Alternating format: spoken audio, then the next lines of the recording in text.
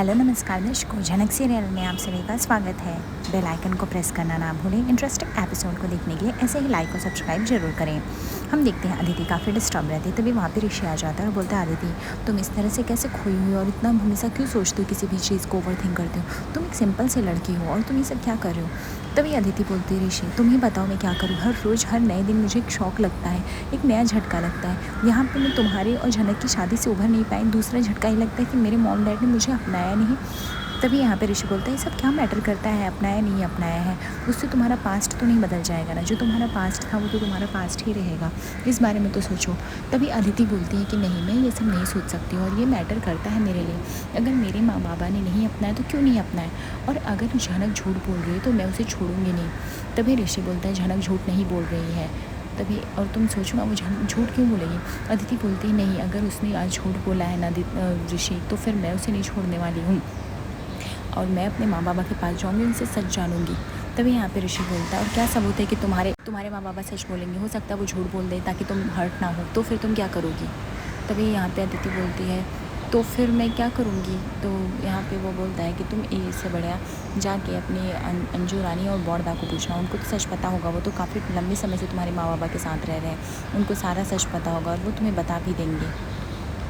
दूसरी तरफ यहाँ पे छोटान जो होता है वो है कि जेठू आप मेरे साथ घर चलिए, आपका इंसल्ट होते हुए मैं यहाँ पे नहीं देख सकता हूँ। ऋषि अब बहुत बड़ा आदमी बन गया है, अब इसको समझ में नहीं आता है कि आपका रिस्पेक्ट कितना इंपॉर्टेंट है। आज ये इसने एक शब्द नहीं बोला, मुझे नहीं लगता कि आपको यहाँ पे अब एक मिनट भी रुकना चाहिए, मेरे हिसाब से अब आपको यहाँ से चल देना चाहिए। लेकिन यहाँ पे जेठू जो होते हैं वो कुछ भी नहीं बोलते हैं। यहाँ पे छोटान बोलता है मेरा घर का दरवाज़ा हमेशा खुला है आपके लिए, आप मेरे घर पे कभी भी आ सकते हो, ना वहाँ पे कोई आपको रोकेगा ना टोकेगा, आपको जो चाहिए वो कर सकते हो। दादा में जो कुछ भी हो आपकी वजह से। तभी वहाँ पे अनी बोलता है छोटान ये सब क्या कर रहे हो आप। माना कि अर्शी से गलती हुई, अर्शी ने इस तरह से बिहेव किया, लेकिन उसके पीछे का रीज़न जानो।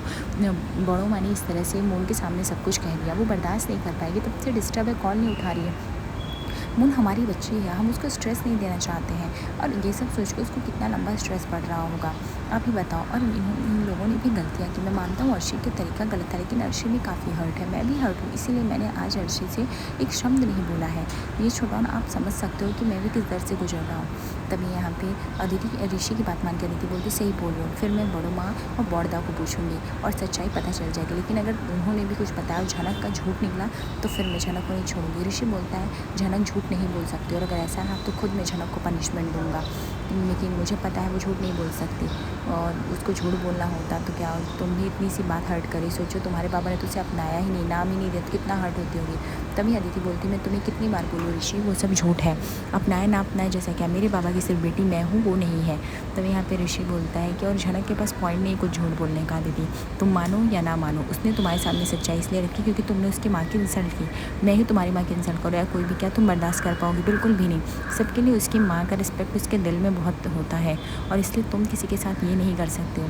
तभी यहाँ पे अनी जाता है और वह समझाता है जेठो प्लीज़ आप मेरे गुस्से को गलत मत समझिए, लेकिन आप समझिए कि अर्शी किन चीज़ों से हालातों से गुजर रही है, आपको ये चीज़ समझना पड़ेगा। छोटान भी जो कह रहा है वो सही है, वो आपका इंसल्ट होते हुए नहीं देख सकता, बट आप लंबे समय से मेरे साथ रहे हैं, मैं नहीं चाहती कि आप हमें छोड़ के जाइए।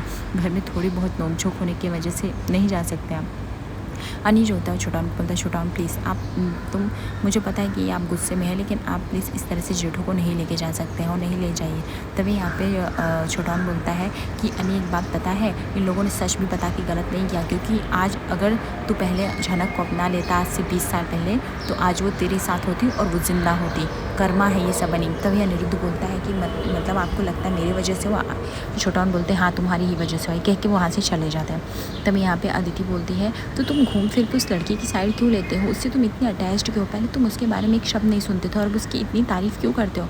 तभी ऋषि बोलता है उसके पीछे रीज़न है, पहले मुझे उसको देख के गुस्सा आता था, लेकिन उसके बाद मुझे पता चला वो गलत लड़की नहीं है, गलतियाँ सिर्फ मेरे साथ नहीं हुई हैं, ज़बरदस्त शादी मेरे साथ नहीं हुई, उसके भी साथ हुई, उसकी तो पूरी ज़िंदगी तबाह हो गई। अगर हम थोड़ा किसी को सिंपैथी दे सकते, किसी के साथ अच्छा कर सकते तो वाई नॉट, क्यों सबसे नफरत करके रखनी है।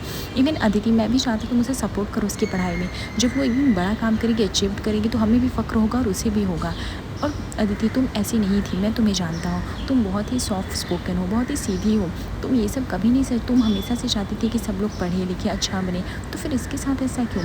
तभी अदिति बोलती वो इसलिए क्योंकि तुम इसे आए दिन मुझसे भी ज़्यादा प्रायोरिटी पे रखते हो, वॉच लेते हो, मुझसे डिस्कस भी नहीं करते हो, उसकी साइड लेते हो। मैं क्या करूँ, ना तुम मेरे रह गए ना मेरे माँ बाबा, मैं कहाँ जाऊँ, मैं कितने डिस्टर्ब हूँ।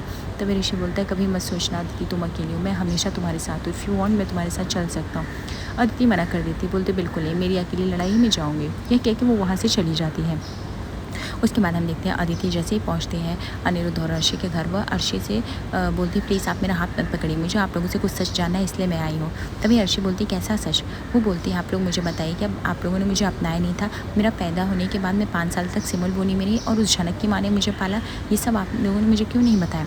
तभी अर्शी बोलती ये कैसी बातें कर रही हो अदिति, ये सब पूरी तरह से बकवास है, गलत बातें हैं। तुम हमारी बेटी हो, तुम गाँव में क्यों जाओगी, वो भी हमारी इकलौती बेटी हो, हम तो चाहेंगे तुम्हें सारी फैसिलिटीज़ मिले, सुख सुविधा मिले, तो फिर हम तुम्हें वहाँ पे क्यों भेजेंगे? तभी यहाँ पे अर्शी बोलती है कि तुम ये सब बातें, और तुमसे सब बातें बोल कौन रहा है? अदिति बोलती डजन मैटर कौन बोला कौन नहीं बोला, माँ मैटर ये करता है कि मुझे सच जानना है। दूसरी तरफ हम देखते हैं कि यहाँ पे जेठू जो है वो कॉल लगाते हैं और वो अपने दोस्त से कहते हैं बस झनक अच्छा नाम कमा ले, यही चाहता हूँ। ये सुनकर इंदू से रहा नहीं जाता, बोलती बस करिए, आप उस लड़की के पीछे ही पड़ गए हैं, उसको ये कराना है वो कराना है। अरे वो मामूली सी लड़की है, गाँव से आई हुई लड़की, इस घर की नौकरानी है, लेकिन आप तो उसे सर पे ऐसे चढ़ाए हैं जैसे वो आपकी खुद की बेटी हो गई हो। आपको क्यों नहीं समझ में आ रहा है? तभी जेठू बोलते इंदू क्यों तू इतनी नफरत करती है उससे, और वो मामूली सी लड़की नहीं है, आज कितना बड़ा नाम कमाया है, टॉप किया है पूरे स्टेट में, 3rd डिवीज़न आई, ये सब आसान नहीं है। कौन सी गांव में सुख सुविधा मिली, बचपन में बाप ने अपनाया नहीं, माँ का देहांत हो गया, ज़बरदस्त शादी हो गई, कितनी सब मुसीबतें आई हैं। इंदू तुम क्यों नहीं सोचती हो अगर हम किसी का अच्छा कर सकते हैं तो क्या प्रॉब्लम है, अच्छा करने से अच्छा मिलेगा। मैं नहीं चाहता हूँ कि मैं एक बुरा इंसान बन जाऊँ, मैं सबके साथ अच्छा करना चाहता हूँ, मेरे कर्म अच्छे करना चाहता हूँ। तभी अनिरुद्ध बोलता है ये सब झूठ है, ये कोई भी सच नहीं है। हाँ, हालांकि उसकी माँ हमारे घर में सिर्फ एक मेड थी और काम करती थी, इससे ज़्यादा कुछ भी नहीं थी, और वो क्या तुम्हें सच बताएगी? और मुझे बताओ ये सच किसने बताया? तभी अदिति बोलती ये सच मुझे सब झनक ने बताया है। और उस दिन अंजू रानी भी तो बोल रहे थे ना कि उसकी माँ ने मुझे पाला पोसा, मैं यहाँ पे ज़िंदा हूँ क्योंकि बिकॉज ऑफ हर प्लीज़ मुझे बताओ। अर्शी बोलती है कोई कुछ भी आएगा बोल के चला जाएगा, तुम क्यों नहीं समझते? पहले वो लड़की बोलती है मेरे बाबा का पता नहीं, फिर वो बोलती है अनी को मेरा बाबा, उसके बाद बताती है कि ऋषि उसका पति है, अब फिर बोलती नहीं है, तुम ये सब क्यों नहीं समझ रहे हो? तभी अदिति बोलती है माँ प्लीज़ मुझे आप कन्फ्यूज़ मत कीजिए, ऑलरेडी मैं बहुत ही मिसगाइड हो गई हूँ, मुझे सिर्फ सच जानना है, और सच प्लीज़ आप लोगों से ही पता सच चल सकता है, मुझे हर्ट हो या नहीं हो, मुझे सच जानना है। तभी अर्शी बोलती है अदिति कैसी ज़िद लगा के रखी हो, कोई कुछ भी बोल देगा तो तुम अपने माँ बाबा से गुस्सा करने लगोगी, सवाल पूछने लगोगी, ऑफकोर्स तुम यहीं की हो और तुम यहीं पे पैदा हुई हो और हमने तुम्हें यहीं पे रखा है। अदिति बोलती है मुझे पता है, अगर मुझे कहीं से पता चला आप लोग मुझसे झूठ बोल रहे हैं ना तो ठीक नहीं होगा, क्योंकि उस झनक ने मेरे सामने इतनी मेरी इंसल्ट की, ये सब बोला, मुझे बिल्कुल भी अच्छा नहीं लगा। माँ मुझे सच जानना है, दैट्स इट, इससे ज़्यादा मुझे कुछ भी नहीं जाना। अनिरुद्ध जो होता है बात को दबाने लगता है, बोलता है ये सब झूठ है, कुछ भी सच नहीं है, सच होता तो तुम्हें पहले से ही बता देते ना।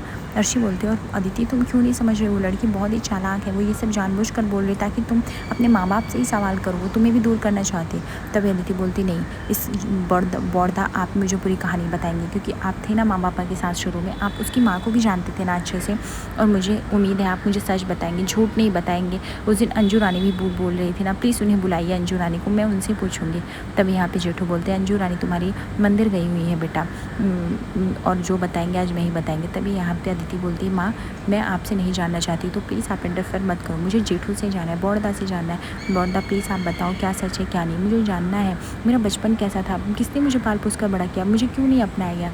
तभी यहाँ पे जेठू बोलते हैं कि बेटा मैं तुमसे झूठ नहीं बोल पाऊँगा और तुम्हारे सारे सवालों का जवाब मैं ही दे सकता हूँ। तभी यहाँ पे अदिति पूछती तो बोलिए ना। तभी यहाँ पे जेठू बता देते हैं कि यानी उसके बौरदा कि तुम ये लोग जो भी बोल रहे हैं सब झूठ बोल रहे हैं, जो भी तुमने सुना, जो भी झनक ने बोला सब सच है। ये सुनकर तो अदिति एकदम शॉक हो जाती है, अर्शी की भी आंखों से आंसू आने लगते हैं। तभी अदिति बोलती क्यों बाबा आपने ऐसा क्यों किया? अनिरुद्ध बोलता है कि जेठू ये क्या कर रहे हैं आप?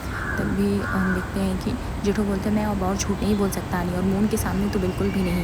ये कैसे, अब वो इस एज में है कि उसे सच जानने का पूरा हक है और उसे सच जानना भी चाहिए। दूसरी तरफ हम देखते हैं यहाँ पे जेठू इंदू से बात कर रहे होते हैं। इंदू मैं झनक को सिर्फ इसलिए नहीं सपोर्ट करता हूँ कि ताकि मैं अच्छा इंसान बनूँ, मैं क्यों करता है बात तुम्हें भी अच्छे से पता है, उसके पीछे एक बड़ा रीज़न है। तभी यहाँ पे इंदू बोलती मुझे पता है, अपने बेटे की वजह से करते हैं ना। तभी वो बोलते हैं हाँ हमारा बेटा हमें हमसे दूर नहीं गया, वो हमें छोड़ के चला गया। पता है इंदु, कुछ समय पहले एक इंटरनेशनल कॉल आया था, मुझे लग रहा था उसका ही है। मैंने 3-4 दिन बाद हिम्मत जुटा के उसको कॉल करने की कोशिश की, कुछ 5-6 बार कॉल किया, लेकिन उसने कॉल नहीं उठाया। मुझे ऐसा इंतज़ार है कि अब वो आ जाए, अपनी ज़िम्मेदारियाँ ले, हमारे ना रहने पे इस घर को चलाए, लेकिन वो आता ही नहीं। हमारे ऐसे क्या कर्म थे इंदु, जो हमें हमारे बच्चे ये सब भुगत रहे हैं। तभी इंदु बोलती, सही बोल रहे हैं आप, पुतुल की ज़िंदगी ही देख लीजिए, शादी किया कराया, घर भी बिखर गया। तभी यहाँ पे जेठू बोलते हैं, पुतुल के हस्बैंड को भी मैंने कॉल किया था ऋषि की शादी के लिए, वो नज़रें नहीं मिला पा रहा था, इसलिए वो आने की हिम्मत नहीं जुटा पाया।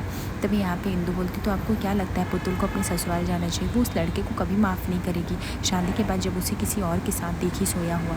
तभी जेठू बोलते हैं, मैं वो सब जानता हूँ और मैं इस चीज़ का कोई सपोर्ट नहीं कर रहा हूँ, पर पुतुल की भी ज़िंदगी में बहुत दुख रहा है।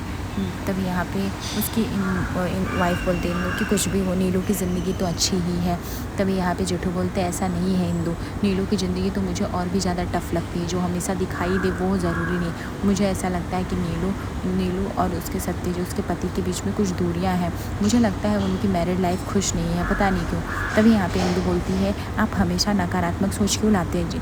इन तीनों बच्चों में हमारी नीलू ही तो है जो अच्छे से सुखाल ज़िंदगी जी रही, अब आप उसको भी ऐसा बोल रहे हैं। तभी जेठू बोलते हैं, मैं क्यों बोलूँगा अपने बच्चों के बारे में, मुझे उतना एक्सपीरियंस है, मैं देख के बता सकता हूँ। नीलू अपने आप में मगन रहती है, उसे जैसे किसी से लेना देना नहीं। ऐसा लगता है उसके दिमाग में कुछ फ्रस्ट्रेशन है, किसी चीज़ का दुख है, और तुम नहीं समझ पा रही हो, पर मुझे ऐसा लग रहा है। भगवान ना करे ऐसा हो, लेकिन पता नहीं क्यों इंदु, मेरा दिल घबरा रहा है। तभी इंदु बोलती है, और आपको क्यों नहीं समझ में आ रहा है कि झनक का भी इसमें दोष, अपने भतीजे की ज़िंदगी ख़राब हो गई है। तभी यहाँ पे जेठू बोलते हैं, ऐसा कुछ भी नहीं।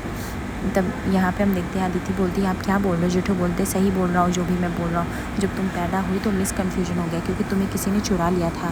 बाजू वाले आईसीयू में लेके एडमिट थे, इसलिए घर वाले वहाँ पे कोई थी नहीं, तो कोई कुछ समझ नहीं पा रहे थे। झनक ने बताया, लेकिन हम में से किसी ने यकीन नहीं किया। इवन अनिरुद्ध और अर्शी ने भी, अनिरुद्ध ने भी झनक को गलत ठहरा दिया और उन लोग उसको चुप करा दिया, जबकि झनक का दावा था कि नर्स लोगों ने, हॉस्पिटल वालों ने घपलेबाजी करके बच्चे को एक्सचेंज कर दिया है। वो बार बार चीखती रही, चिल्लाती रही, लेकिन उसकी बात को किसी ने सुना नहीं। वो, और यहाँ तक कि वह, उसका जो शक था वो 100% सच था, लेकिन ये हमें नहीं पता चला। उसके बाद घर में भी बहुत लफड़े होते रहे, सबको बताया। अर्शी और अनिरुद्ध उसको गलत समझने लगे, इसके चलते उसे जेल भी भिजवा दिया गया कि उसने बच्चे चुराया है, लेकिन ऐसा कुछ भी नहीं था। उसने जब घर वालों को सच बताया तो घर में से किसी ने नहीं माना। अर्शी को लगा कि ये सिर्फ झनक उससे झूठ बोले, गुमराह करने के लिए कर रही है, और अनिरुद्ध ने भी उसको डांट दिया। फिर भी झनक हार नहीं मानी, वो ये सच बोलती रही।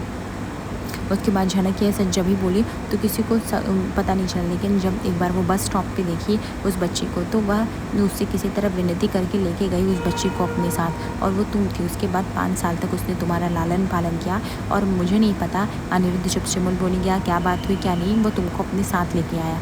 तभी यहाँ पे अदिति बोलती, क्यों बाबा, आपने मेरे साथ ऐसा क्यों किया? तभी अर्शी बोलती, क्यों जेठू, आप ये सब क्यों बोल रहे हैं? तभी जेठू बोलते, बस करो अर्शी, आज बोलने दो। हमने मोन को सब सच बताना होगा, मुझसे और बड़ा झूठ नहीं बोल सकते, किसी और से पता चले, बेहतर होगा कि हमने उसको ये सच बता दें।